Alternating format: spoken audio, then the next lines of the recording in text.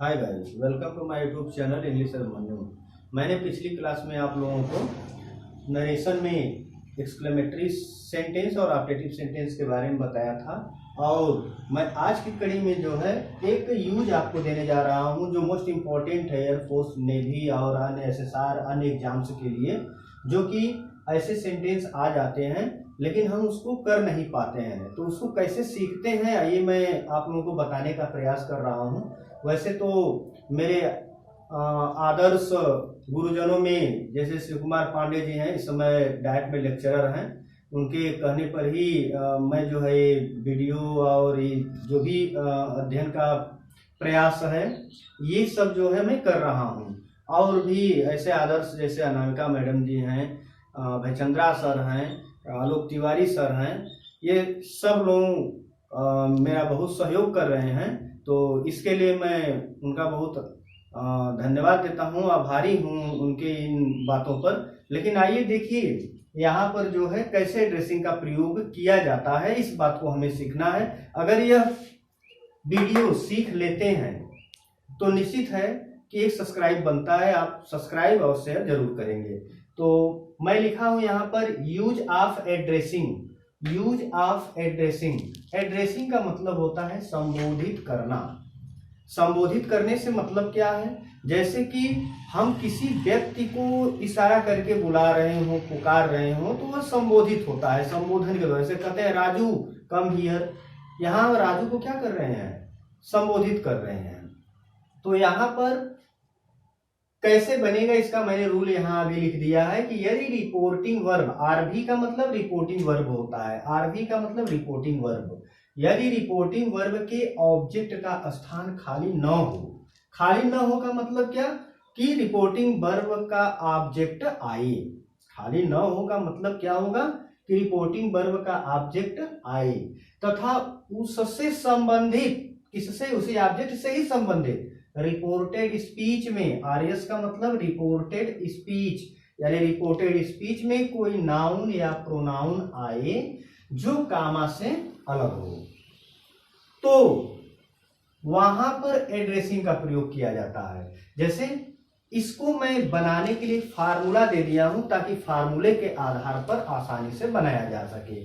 तो जब ऐसी शर्त आ जाती है वाक्यों में, जैसे यहां देख लीजिए, यहां पर राम सेड टू श्याम, देखिए मैंने लिखवाया क्या है कि यदि रिपोर्टिंग वर्ब के ऑब्जेक्ट का स्थान खाली न, देखिए यहाँ पर इस वाक्य में ऑब्जेक्ट का स्थान खाली न हो का मतलब कि ऑब्जेक्ट आए, देखिए यहाँ श्याम ऑब्जेक्ट आया है, तथा इससे संबंधित रिपोर्टेड स्पीच में, देखिए रिपोर्टेड स्पीच में कोई नाउन या प्रोनाउन आया है जो कामा से अलग है, देखिए यहाँ अलग है। तो इस स्थिति में हम क्या करेंगे, ऐसे वाक्यों का कैसे हम इनडायरेक्ट बनाएंगे, तो उसी को मैं बताने का प्रयास कर रहा हूं। इसके लिए ऐसे वाक्यों का इनडायरेक्ट स्पीच में परिवर्तन करने के लिए एक मैंने फार्मूला दिया हुआ है। फार्मूला में मैंने क्या दिया है कि अगर ऐसे वाक्य आ जाते हैं तो पहले हम एड्रेसिंग का प्रयोग करते हैं। तो कैसे करते हैं आइए देख लीजिए। जब रिपोर्टेड स्पीच में कोई नाउन या प्रोनाउन आया है और यह कामा से अलग है तथा रिपोर्टिंग वर्ब भी आया हुआ है, रिपोर्टिंग वर्ब का ऑब्जेक्ट भी आया हुआ है, तो इस स्थिति में हम एड्रेसिंग शब्द का प्रयोग करते हैं। तो आइए यहां हम देखते हैं एड्रेसिंग, ADDRESSING, हमने एड्रेसिंग लिख दिया। देखिए इस फार्मूले के हिसाब से मैंने एड्रेसिंग लिख दिया। फिर मैंने क्या लिखा है, रिपोर्टिंग वर्ब का ऑब्जेक्ट, देखिए रिपोर्टिंग वर्ब का ऑब्जेक्ट क्या है, श्याम है, तो एड्रेसिंग श्याम, SHYAM, एकदम फार्मूले के हिसाब से आप चलेंगे तो निश्चित है कि यह बन जाएगा। फिर इस एग्जाम्पल के बाद एक और एग्जाम्पल दूंगा जिसको आप तुरंत स्वयं बना लेंगे। तो एड्रेसिंग श्याम, अब फिर मैंने क्या लिखा है, रिपोर्टिंग वर्ब के ऑब्जेक्ट के बाद एज, यानी एज से हम क्या करेंगे, रिपोर्टेड स्पीच में आया हुआ नाउन या प्रोनाउन जो कामा से अलग हो उसको लिखेंगे। तो ये क्या है, माय डियर फ्रेंड, यहां पर माय डियर फ्रेंड लिखा हुआ है। तो ये तो जानते हैं कि माई जो है किस पर्सन का प्रोनाउन है, फर्स्ट पर्सन का प्रोनाउन है। तो फर्स्ट पर्सन का प्रोनाउन किसके अनुसार बदलता है? रिपोर्टिंग वर्ब के सब्जेक्ट के अनुसार। रिपोर्टिंग वर्ब सेड है और इसका सब्जेक्ट राम है और इसका ऑब्जेक्ट श्याम है। तो रिपोर्टिंग वर्ब के सब्जेक्ट के अनुसार बदलता है। तो रिपोर्टिंग वर्ब का सब्जेक्ट क्या है? राम। माई जाएगा राम के पास, राम से कहेगा कि मैं अपने लाइन नंबर 3 से आ रहा हूं। लाइन नंबर 3 का मतलब पोसेसिव केस से, क्योंकि मैं पिछले अपने वीडियो में line number 1, line number 2, line number 3 ये सब चीजें बताया हुआ है। इसलिए अगर आपको ये सब जानना है तो पीछे की वीडियोज को आप जरूर चेंजिंग ऑफ पर्सनल प्रोनाउन को देखेंगे, तो उसमें मैंने बताया है, समझ में आने लगेगा। तो फिर होता क्या है, राम कहेगा कि जब आप अपने लाइन नंबर 3 से आ रहे हैं तो मैं भी अपने लाइन नंबर 3 से आऊंगा। और राम का प्रोनाउन क्या होगा? ही का लाइन नंबर 3 क्या हो जाएगा? ही का लाइन नंबर 2, ही का लाइन नंबर 1 का मतलब क्या है? Nominative case, line number 2 objective case और लाइन नंबर 3 का मतलब पोसेसिव केस। तो ही का पोसेसिव केस क्या हो जाएगा यहाँ? हीज। और क्या? डियर फ्रेंड, FRIEND, और उसके बाद दे देंगे कामा। देखिए इसके बाद मैंने क्या लिखा है कि रिपोर्टिंग वर्ब का सब्जेक्ट। अब रिपोर्टिंग वर्ब का सब्जेक्ट क्या है? राम। हमने राम को लिख लिया। अब यह देखना है कि रिपोर्टेड स्पीच वाला वाक्य कैसा आया है। असर्टिव में आया है, इंपरेटिव में आया है, इंट्रोगेटिव में आया है, एक्सक्लेमेटरी में आया है, ऑप्टेटिव में आया है। तो ध्यान देने योग्य बात है, I am glad to meet you here, यह असर्टिव सेंटेंस है। तो रिपोर्टिंग वर्ब सेड को किसमें बदल देंगे? सेड या टोल्ड में। हमने टोल्ड कर दिया, राम टोल्ड। कनेक्टिव क्या हो जाएगी? दैट। आप चाहे तो यहाँ टोल्ड के स्थान पर सेड भी लिख सकते हैं, इसमें कोई दो राय नहीं है। सेड भी लिख सकते हैं और यहाँ मैं टोल्ड भी लिख सकता हूं। क्यों? क्योंकि इसका ऑब्जेक्ट श्याम आया हुआ है। तो दोनों स्थिति यहाँ बन सकती है। आप टोल्ड लिखेंगे तो भी सही है, सेड लिखेंगे तो भी सही है। फिर कनेक्टिव, असर्टिव सेंटेंस की कनेक्टिव क्या होती है? दैट। मैंने यहाँ दैट लिख दिया। कनेक्टिव के बाद किसका नंबर? कर्ता का। कर्ता क्या है? आई। आई किस पर्सन का प्रोनाउन है? फर्स्ट पर्सन का प्रोनाउन। तो किसके अनुसार यह बदलेगा? रिपोर्टिंग वर्ब के सब्जेक्ट के अनुसार। यानी आई जाएगा राम के पास, राम से कहेगा मैं अपने लाइन नंबर 1 से आ रहा हूं। राम बोलेगा जब आप अपने लाइन नंबर 1 से आ रहे हैं तो हम भी अपने लाइन नंबर 1 से चलेंगे। और राम का प्रोनाउन लाइन नंबर 1 क्या होगा? ही। तो यहां पर हम क्या लिख देंगे? ही। उसके बाद देखिए कनेक्ट के बाद कर्ता, कर्ता के बाद सहायक क्रिया, यानी कि सहायक क्रिया क्या है? किस टेंस का है? I am glad to meet you. Simple present है, किसमें बदल जाएगा? सिंपल पास्ट में। तो एम का किसमें परिवर्तन हो जाएगा? वाज। फिर उसके बाद ग्लैड टू मीट, और उसके बाद ध्यान देने योग्य बात है यू है। यू यहाँ क्या बनकर आया है? ऑब्जेक्ट बनकर आया हुआ है।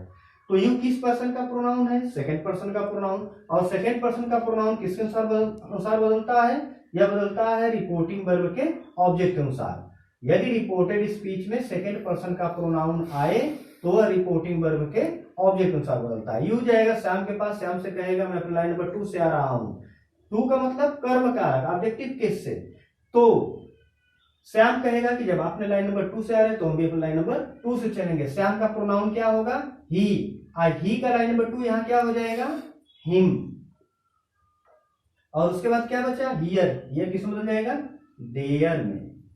तो गाइज यह बना indirect speech by using addressing, addressing का प्रयोग करके।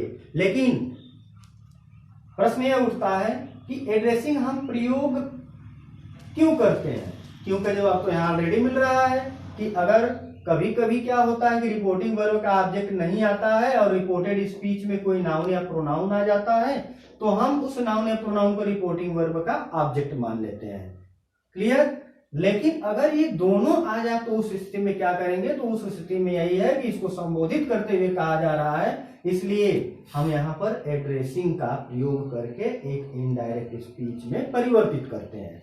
चाहे तो इसको इस तरह भी बना सकते हैं, चाहे तो इसको जो है इस तरह भी बनाया जा सकता है। हम लिख सकते हैं रिपोर्टिंग वर्ब का सब्जेक्ट, रिपोर्टिंग वर्ब का सब्जेक्ट। अब उसको मैं यहां पर नहीं बता रहा हूं ताकि अगर बनाए तो लिख सकते हैं यहां पर Ram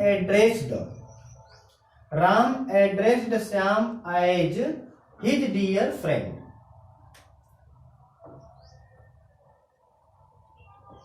and said that he was glad to meet him there. इस तरह से भी बन सकता है इसका इनडायरेक्ट स्पीच, लेकिन जो फार्मूला बताया हूं, जिस मेथड को बताया हूं, इजीली मेथड बताया हूं, इस मेथड का प्रयोग करके हमें एक इनडायरेक्ट बनाना है। तो फिर गाइड मैं लेता हूं एक डायरेक्ट स्पीच और आपको बनाना रहेगा इनडायरेक्ट स्पीच में। तो आइए देखते हैं। हमने लिख दिया Sohan said to Kabir comma you are playing comma my dear friend, my dear friend. Guys यह है इनडायरेक्ट स्पीच, ये है डायरेक्ट स्पीच, सॉरी ये डायरेक्ट नरेशन है। इसी का इनडायरेक्ट स्पीच में परिवर्तन करना है और इसी तरह से एग्जाम में दे देता है, हम लोग जो है नहीं कर पाते हैं। तो सबसे आसान सीखने का इसका तरीका क्या अभी मैंने ऊपर लिखा है। अब तो मुझे लग रहा है कि आप इस फार्मूले को देखकर स्वयं बना सकते हैं। अंतर बस इतना सा है कि यहाँ पर जो नाउन या प्रोनाउन आया हुआ है कामा से अलग है, तो ये पीछे की साइड में हो गया है और ऊपर वाले में क्या था, पहले था। बस अंतर इतना, तो इससे भी घबराने की जरूरत नहीं है, इसलिए मैंने इसको पीछे रखकर दे दिया है आपको। आप पीछे की रख कर ही लगाएंगे तो यहां पर हो जाएगा आपका एड्रेसिंग। क्या हो जाएगा, एड्रेसिंग। देखिए फार्मूले के हिसाब से हमने क्या लिखा, एड्रेसिंग। फिर रिपोर्टिंग वर्ब का ऑब्जेक्ट, रिपोर्टिंग वर्ब का ऑब्जेक्ट क्या है, कबीर है, हमने कबीर लिख दिया। एड्रेसिंग कबीर, ऐड से किसको जोड़ दिया हमने, जो नाउन या प्रोनाउन रिपोर्टेड स्पीच में आया है कामा से अलग है, इसको लिखना है। तो माई है तो सोहन के अनुसार यहां क्या हो जाएगा, his dear friend, his dear friend, his dear friend हो गया। फिर उसके बाद क्या करेंगे, कामा दे देंगे और फिर रिपोर्टिंग वर्ब का सब्जेक्ट लिख देंगे। तो रिपोर्टिंग वर्ब का सब्जेक्ट क्या है, सोहन, रिपोर्टिंग वर्ब का सब्जेक्ट सोहन हो गया।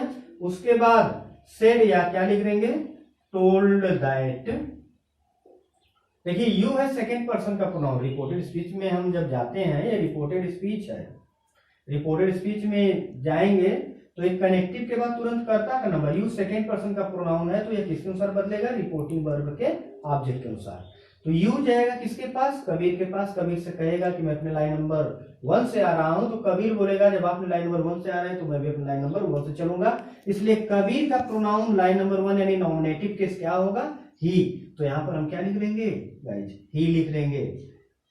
ही के बाद क्या, देखिए कनेक्टिव, के बाद कर्ता, कर्ता के बाद क्या लिखेंगे, सहायक क्रिया। यह किस टेंस का वाक्य है, प्रेजेंट कंटीन्यूअस। किसमें बदल जाएगा, पास्ट कंटीन्यूअस टेंस में। तो ही के अनुसार क्या लग जाएगा, वाज, क्योंकि सिंगुलर नंबर का सब्जेक्ट हो गया तो सिंगुलर नंबर की सहायक क्रिया इस टेंस की वाज हो गई, प्लेइंग। और उसके बाद हमने क्या लिख दिया, प्लेइंग। तो गाइज यह रहा आपका इनडायरेक्ट स्पीच। अब तो ये लग रहा होगा कि आपको इजी लग रहा होगा। तो यह अभी रूल नंबर 1 था, अब मैं बताने चल रहा हूं रूल नंबर 2। तो ध्यान दीजिए आप, रूल नंबर 2 क्या कहता है, आइए देखें। रूल नंबर 2 भी एड्रेसिंग का ही प्रयोग करवाता है और रूल नंबर 2 यह कह रहा है आपसे, एड्रेसिंग में रूल 2 यह कह रहा है कि यदि रिपोर्टेड स्पीच में लेडीज एंड जेंटिलमैन, जेंटिलमैन आए, कुछ नहीं करना है इसमें, बस साफ साफ कह रहा है यह रूल कि यदि रिपोर्टेड स्पीच में लेडीज एंड जेंटिलमैन आए तो भी वहां पर एड्रेसिंग का प्रयोग किया जाता है, एड्रेसिंग का प्रयोग किया जाता है। भाई जी तो बहुत और इजी हो गया। इसमें चाहे रिपोर्टिंग वर्ब का ऑब्जेक्ट रहे चाहे न रहे कोई मतलब नहीं रखता है, बस केवल रिपोर्टेड स्पीच में लेडीज एंड जेंटिलमैन दिखे तो निश्चित है कि वहां पर एड्रेसिंग का प्रयोग किया जाएगा। इसलिए ध्यान देने योग्य बात अब यहां हो गई। हम लेते हैं direct, the leader said to the villagers comma in inverted commas, ladies and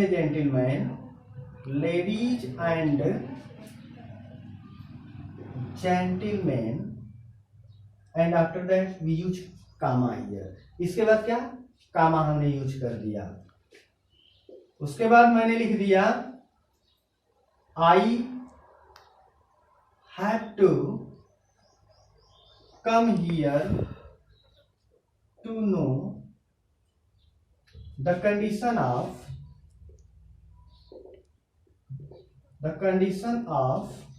the electricity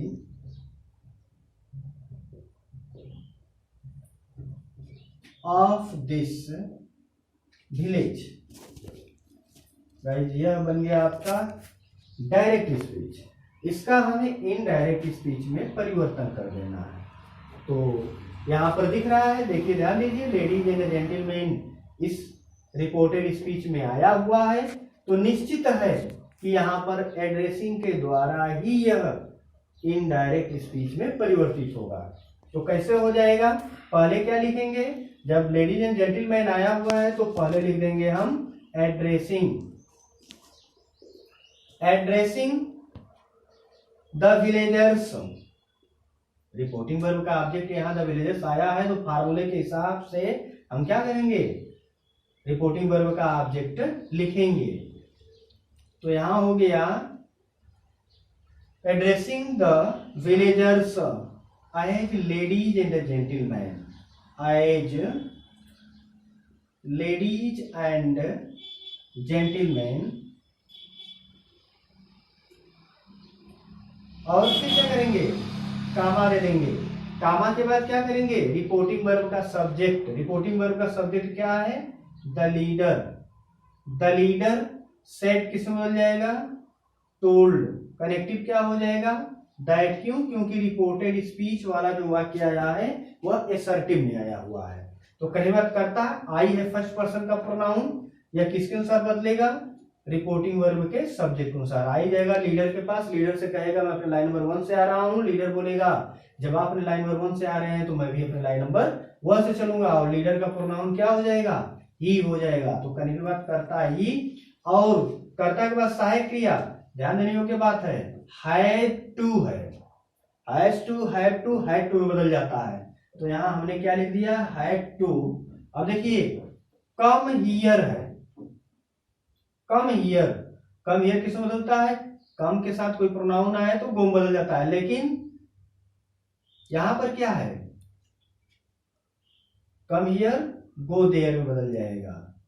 क्यों ऐसा हो रहा है, क्योंकि हायर के बाद टू आया हुआ है, और जब हायर के बाद टू आएगा तो टू गो क्या है, यहाँ टू कम क्या है, इन्फिनिटिव है। तो यहां भी निश्चित है कि टू के बाद मुख्य क्रिया का पहला रूप लिखा जाएगा। हम वहां पर हाइड के केवल हाइड रहता, केवल हाइव रहता, टू नहीं रहता, तो हम मुख्य क्रिया का तीसरा रूप लिखते, यहाँ गान लिखते। लेकिन टू आया हुआ है, इसलिए यहाँ पर हम मुख्य क्रिया का पहला ही रूप लिखेंगे, फर्स्ट फॉर्म लिखेंगे, क्योंकि ये इन्फिनिटिव हो जाता है। तो गो देयर, फिर क्या है, गो देयर के बाद क्या, to, no, the condition of the electricity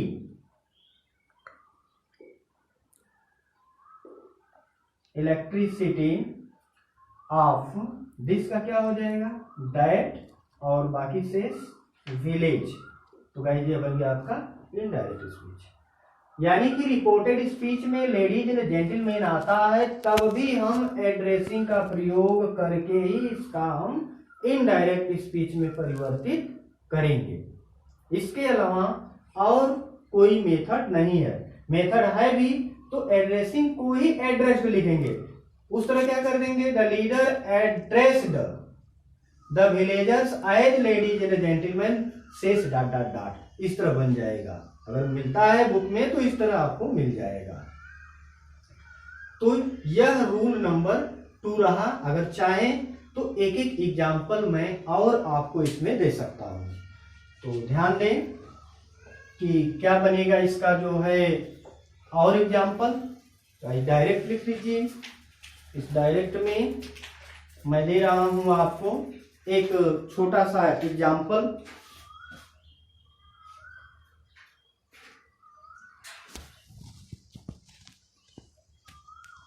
The father said to me, the father said to me, comma, inverted comma, said only this, the father said, comma, inverted comma के अंदर, ladies and gentlemen,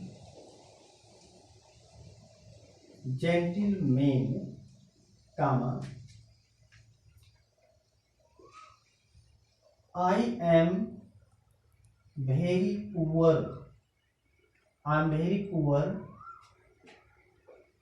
full stop close comma, जिसके आगे मैं नहीं लिख रहा हूं, बस छोटा सा एक एग्जांपल दे रहा हूं। इनडायरेक्ट इसका बना देना। देखिए यहां ऑब्जेक्ट नहीं आया है लेकिन एड्रेस तो कर रहा है। लेडीज एंड जेंटलमैन आ गया है तो हम एड्रेस का प्रयोग तो करेंगे ही। तो एड्रेसिंग किसको, किससे फादर कह रहे हैं, लेडीज जेंटलमैन कह रहे हैं तो किससे, बीच में तो लग रहा है कि ऑब्जेक्ट कोई होगा तभी तो द पीपुल हम लिख सकते हैं, लोगों से ही कह रहे हैं तो ऑब्जेक्ट हम मान सकते हैं।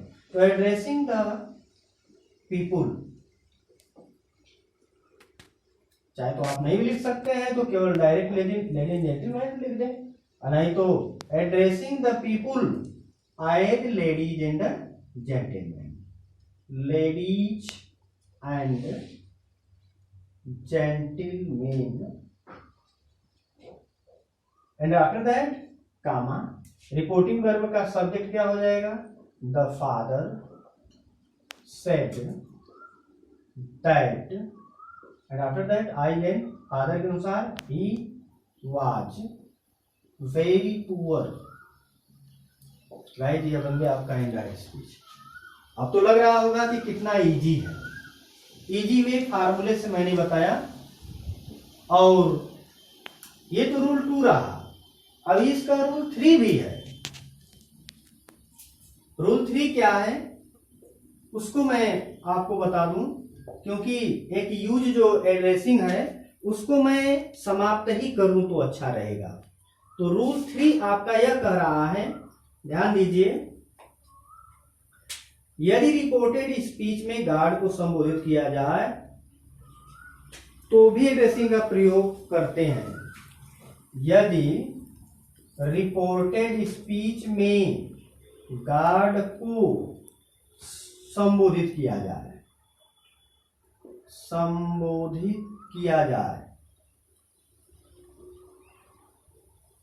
तो वहां पर भी एड्रेसिंग का प्रयोग करते हैं। तो वहां पर भी एड्रेसिंग का प्रयोग करते हैं। सिंपल सी बात है, गार्ड तो भाई एवरीवेयर है, लेकिन उसको अगर गार्ड के नाम को लेकर हम संबोधित करते हैं, पुकारते हैं, उनसे कुछ कहने का प्रयास करते हैं तो वहां पर भी हम एड्रेसिंग का प्रयोग करते हैं। जैसे हम एक उदाहरण लेते हैं, एग्जाम्पल लेते हैं और एग्जाम्पल के माध्यम से समझते हैं कि कैसे अगर वाक्य में गार्ड शब्द आता है तो हम एड्रेसिंग का प्रयोग कर लेते हैं। तो हम लिखते हैं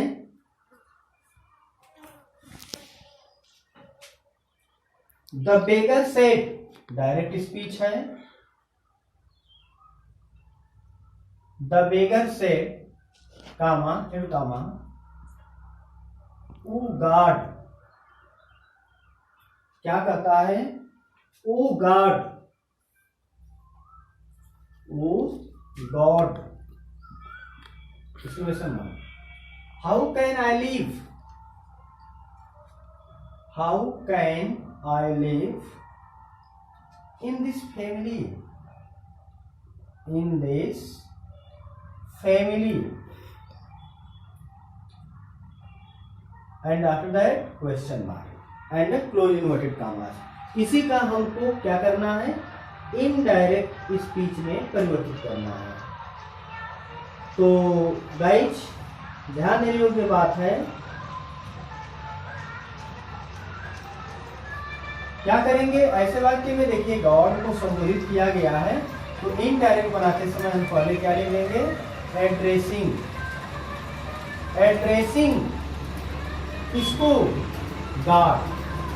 एड्रेसिंग गॉड, गॉड को ही जो है हम एड्रेसिंग कर रहे हैं, इसलिए addressing God the beggar asked, कमा देकर द बेगर आस्क्ड। आस्क्ड क्यों लगा दिए, क्योंकि रिपोर्टेड स्पीच वाला जो वाक्य है वो इंट्रोगेटिव है। तो यदि रिपोर्टेड स्पीच में इंट्रोगेटिव सेंटेंस आता है तो रिपोर्टिंग वर्ब सेट को किस में बदल देते हैं, आस्क्ड में बदल देते हैं, या क्वेश्चन में बदल देते हैं, इंक्वायर्ड आप में बदल देते हैं, और आने वाले वाक्य कनेक्टिव विथ या वेदर से जोड़ते हैं। लेकिन कब, जब वाक्य सहायक क्रिया से शुरू होता है तब। ये WH से शुरू है तो इसी को कनेक्टिव मान लेंगे। हाउ, अब कनेक्टिव हो गया, कनेक्टिव बात क्या, करता क्या है, आई फर्स्ट पर्सन का प्रॉब्लम बेगर के अनुसार क्या हो जाएगा, ही। तो हाउ ही कैन किस में बदल जाएगा, कुड में, कैन कुड बदल गया, और क्या, live in that family, in that family, और यह सर्किट बन जाता है, इसलिए यहां पर हम फुल स्टॉप लगा देते हैं। तो गाइस यह रहा है आपका यूज ऑफ एड्रेसिंग। अगर यह एड्रेसिंग समझ में आया है तो निश्चित ही आप जो है मेरे इस वीडियो को सब्सक्राइब करें, शेयर करें। Thank you.